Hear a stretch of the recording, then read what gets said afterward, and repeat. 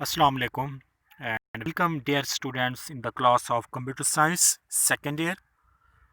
Today we will discuss lecture number 15. सबसे पहले हम देखते हैं प्रीवियस लेक्चर नंबर 14 में हमने क्या रीड आउट किया। लेक्चर नंबर 14 के अंदर हमने basic structure of C programs को देखा।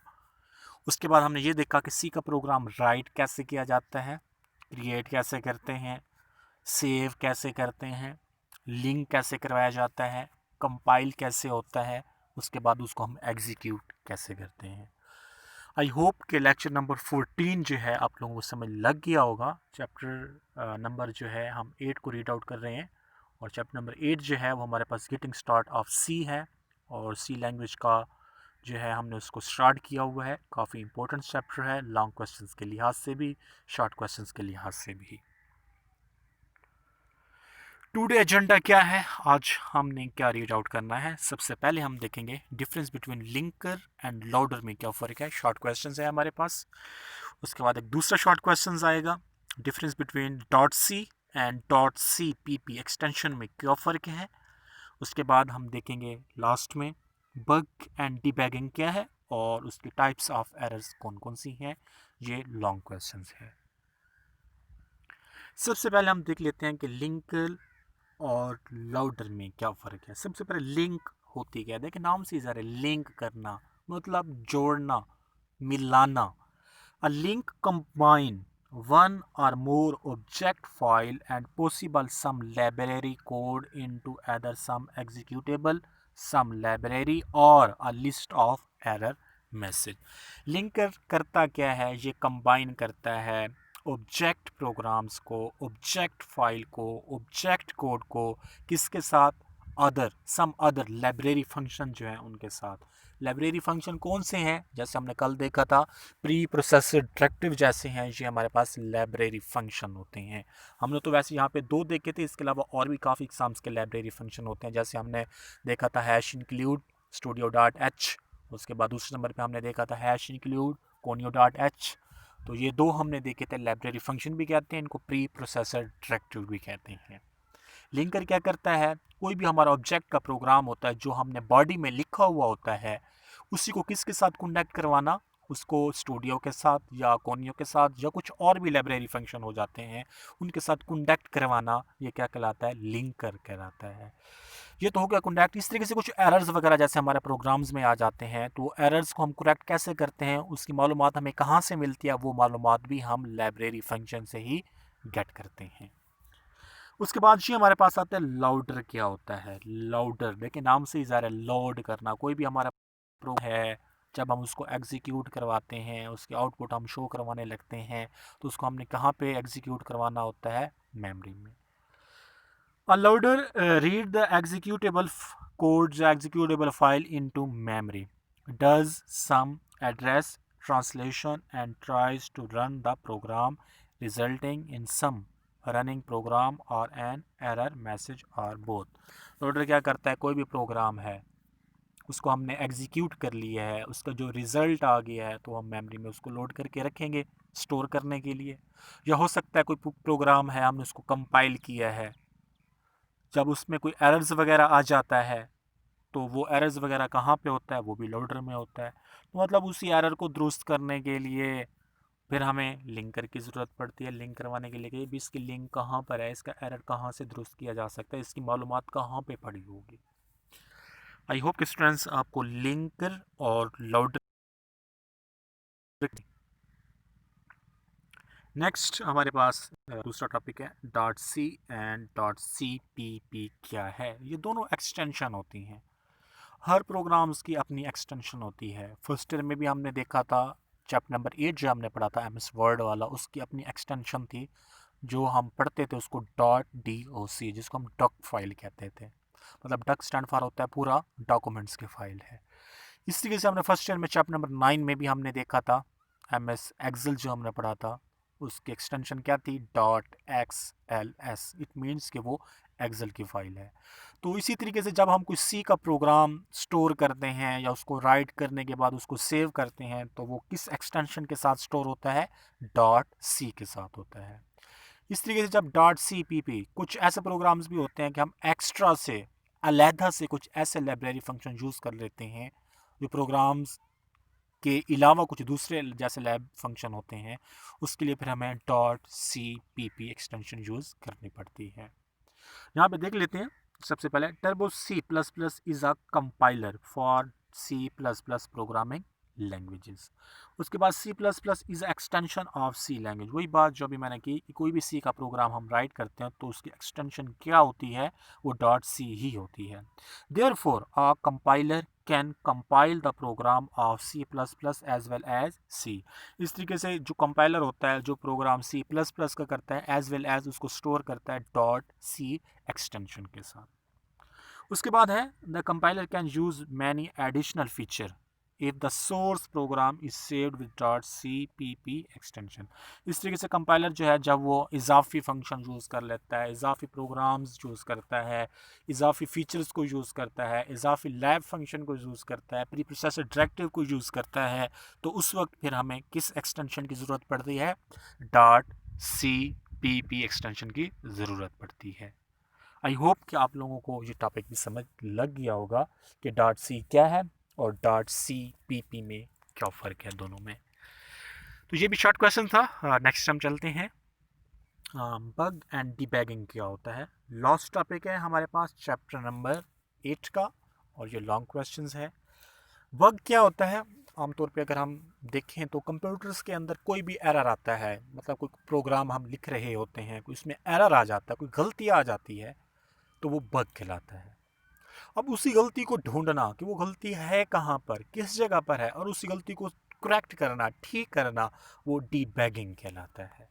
यहाँ पर देखें, while writing a C program that programmer may come across many error, the errors in program is called bug.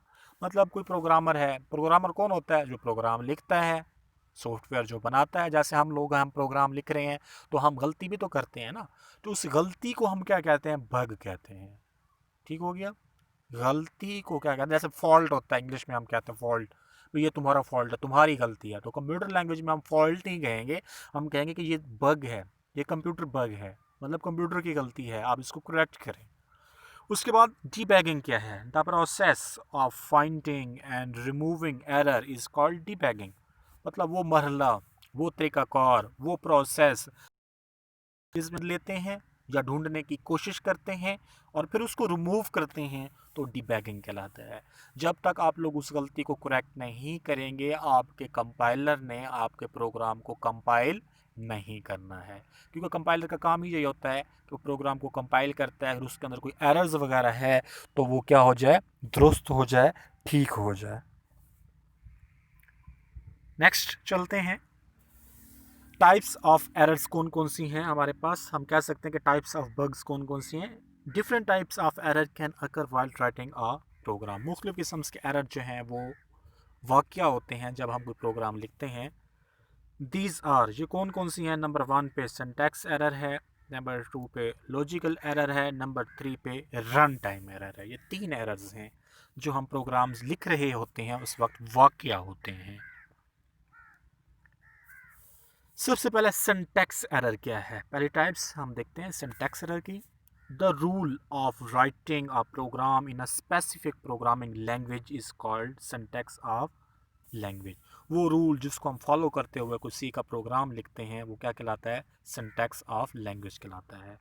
We must follow the syntax of language. इस तरीके से जब हम लैंग्वेज लिखते हैं, कोई प्रोग्राम लिखते हैं, तो हमें उनके रूल्स को फॉलो करना पड़ता है। जैसे आप लोगों ने देखा होगा, इंग्लिश जैसे आप लोग पढ़ते हैं, कोई आप लोग लेटर्स लिख रहे होते हैं, उसमें आप कोमोस का, फुल स्टॉप का, इस्तिजाबी अलामत का ख़ास ख्याल रख रहे होते हैं। इसी तरीके से प्रोग्राम लिखते हुए भी हमें इन चीज़ों का ख़ास ख्याल रखना पड़ता है।